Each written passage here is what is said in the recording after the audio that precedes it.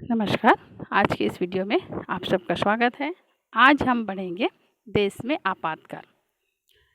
भारत के संविधान में ये स्पष्ट रूप से लिखा हुआ है कि यदि सरकार चाहे तो देश में आपातकाल लगा सकती है, लेकिन ये आपातकाल भी लगाने के लिए 3 परिस्थितियों का होना आवश्यक होता है। पहली परिस्थिति होती है देश में अशांति उत्पन्न होने पर। अशांति मतलब देश में आंतरिक अशांति उत्पन्न हो जाए या संवैधानिक तंत्र विफल हो जाए। दूसरा है यदि हमारे देश में कोई विदेशी देश आक्रमण करता है तब। और तीसरा, देश में यदि वित्तीय संकट उत्पन्न हो जाए तब। देश में आपातकाल लगाने का संवैधानिक अधिकार राष्ट्रपति के पास है, लेकिन आप सबको पता है कि राष्ट्रपति के इन अधिकारों का उपयोग प्रधानमंत्री करते हैं। आपातकाल में जनता के सारे अधिकार छीन लिए जाते हैं। ये कानूनन सरकार को अधिकार होता है। मीडिया पर भी प्रतिबंध लगा दिया जाता है। मीडिया में भी वही बातें दिखाई जाती है जो सरकार दिखाना चाहती है। यानी कुल मिलाकर आपातकाल एक असाधारण स्थिति होती है जिसमें कानून और व्यवस्था बनाए रखने के लिए सरकार कोई भी कदम उठा सकती है। तो हमारे देश में आपातकाल का नौबत कब आया? तो हमारे देश में आपातकाल केवल अभी तक एक ही बार आया है, और वो है देश के आंतरिक अशांति उत्पन्न होने पर 1975 से 1977 तक। देश में आपातकाल लगाने के पीछे कई वजह थी। इसमें जो प्रमुख वजह थी वो 1971 के बाद की अनेक परिस्थितियां जिम्मेदार थी। इसमें कुछ समस्याएं दीर्घकालीन बदलाव के कारण थी, जैसे सरकार की बढ़ती शक्ति के साथ भ्रष्टाचार का बढ़ना।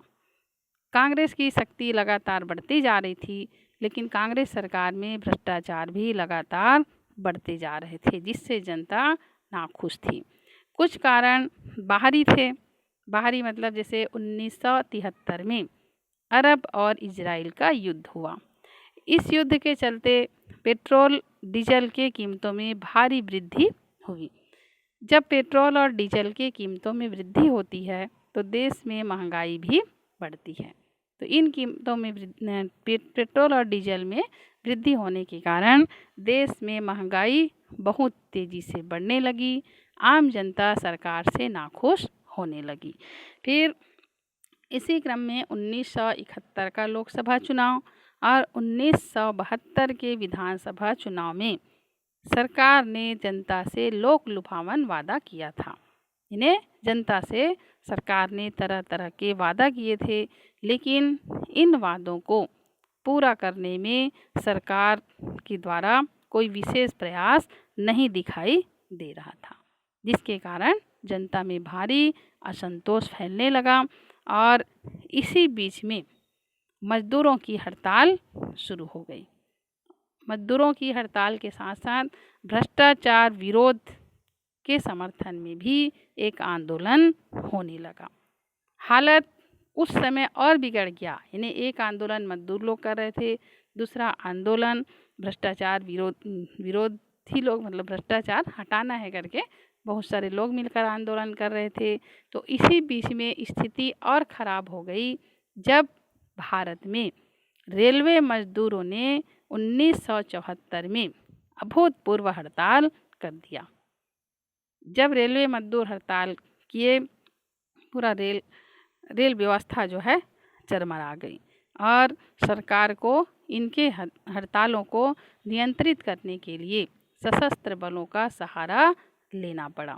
दूसरी ओर एक तरफ देखिए मजदूरों की हड़ताल, भ्रष्टाचार विरोधी के लोगों की हड़ताल, फिर रेलवे में मजदूरों की हड़ताल, और इसी बीच बिहार और गुजरात के छात्र भी अपने विभिन्न मांगों को लेकर आंदोलन करने लगे।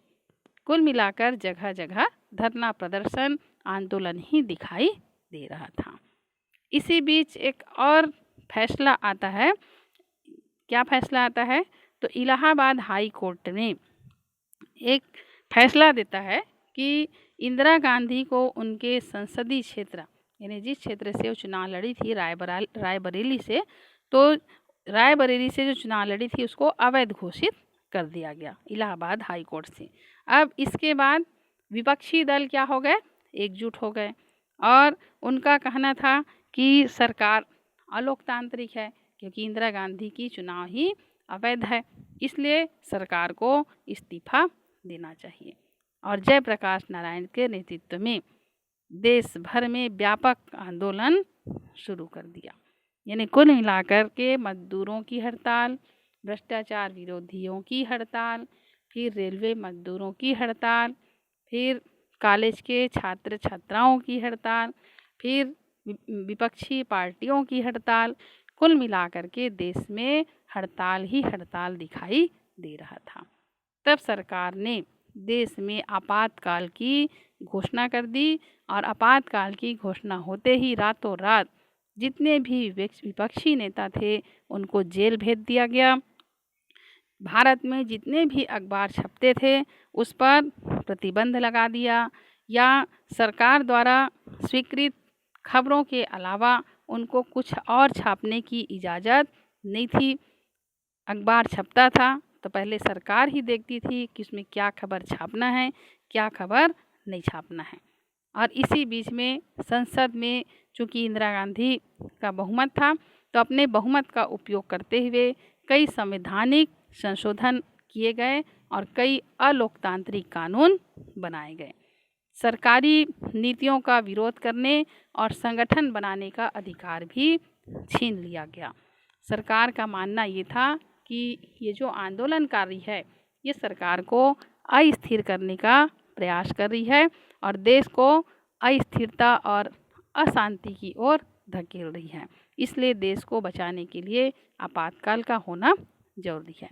जबकि कुछ विपक्षी नेताओं का कहना था कि देश में आपातकाल जरूरी नहीं था, आवश्यक नहीं था और ये लोकतंत्र के लिए बहुत बड़ा खतरा उत्पन्न हो गया है। इसी बीच 1977 में चुनाव होता है और इस चुनाव में कांग्रेस की नीतियों को जनता नकार देती है और कांग्रेस को हार का सामना करना पड़ता है। केंद्र में गैर कांग्रेसी दल की सरकार बनती है और इससे स्पष्ट हो गया कि जनता देश में आपातकाल को लेकर कांग्रेस के साथ नहीं थी और इसलिए कांग्रेस को नकारते हुए गैर कांग्रेसी सरकार भारत में जनता के द्वारा बनाई गई। आपातकाल हालांकि देश के लिए एक काला अध्याय था, लेकिन कुछ कटु अनुभव के साथ साथ आपातकाल ने देश के विपक्षी दलों को एकजुट कर दिया। वामपंथी दलों को छोड़कर देश के जितने भी विपक्षी दल थे सब ने मिलकर के एक पार्टी बनाई, जनता दल पार्टी बनाई और इसके नेतृत्व में 1977 में चुनाव लड़ा गया और अभूतपूर्व इसको जीत हासिल होती है। लेकिन जनता दल जो बना, इनके आपसी अंदरूनी कलह के कारण ये सरकार ज़्यादा दिन नहीं टिक पाई, अपना कार्यकाल पूरा नहीं कर पाई और 1980 में फिर से चुनाव है, मतलब 2-2.5 साल ही ये सरकार चल सकी और फिर 1980 में पुनः चुनाव होता है और इस चुनाव में फिर इंदिरा गांधी को भारी बहुमत से विजय प्राप्त होती है और इंदिरा गांधी देश की फिर प्रधानमंत्री बनती है। तो ये है हमारे देश में आपातकाल का लगना क्यों लगाया गया, आपातकाल के बाद उपजी परिस्थिति, विपक्षी दल का चुनाव में जीतना और उसके बाद फिर 1980 में पुनः इंदिरा गांधी की सरकार का बनना। ये आपातकाल की प्रमुख घटना थी और इसी के साथ ही आज के इस वीडियो में बस इतना ही, बाकी अगले वीडियो में।